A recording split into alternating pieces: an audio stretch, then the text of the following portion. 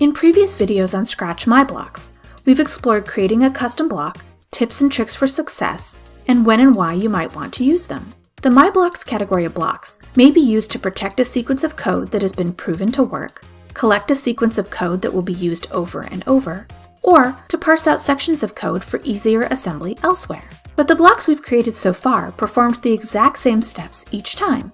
What if we want to perform the same sequence of code, execute the same procedure each time the custom block is called in the main program, but each time we want to make small changes, like the text shown, or the coordinate used, or adjust the value in one or more of these blocks? Let's learn how to create a MyBlock block that can be customized each time it is used. Let's start by setting up a custom block that has the characters speak and say certain text at the same time. You'll see the code stack I want to use here. I'll click the Make a Block and give it a descriptive name as before, like Speak and Say. But since I want to customize the text my sprite will speak and say each time, I'm also going to add an input. With an input in place, the custom block will use the parameter, the data I provide in the input bubble, when I use the block. In this case, the input I'm choosing is number or text. And so I remember what the input is, I also want to give it a descriptive name, like what to say.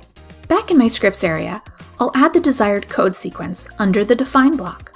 Then, in place of static unchanging text in the speak and say blocks, I want to use the input I created while creating my block. To get the input, click on the input label in the define block and drag it out to place it in a code block.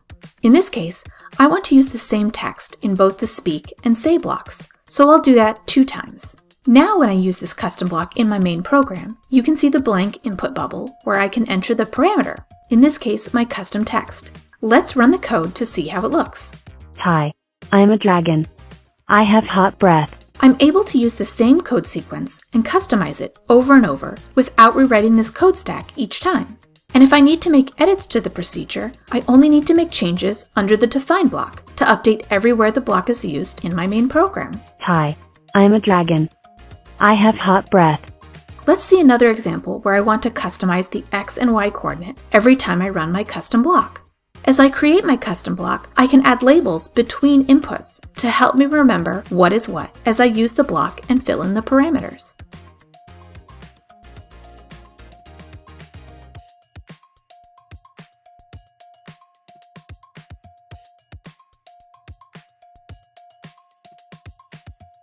Or here is one more example, where I am using a custom block to help me set up a math game. In this case, I'm providing the 2 numbers in my question each time I use the custom block. The program is using those parameters in my custom block to ask the question, check the user's answer, and provide the appropriate response. I can even set up multiple custom blocks with or without inputs and use them together, or add a custom block inside another custom block.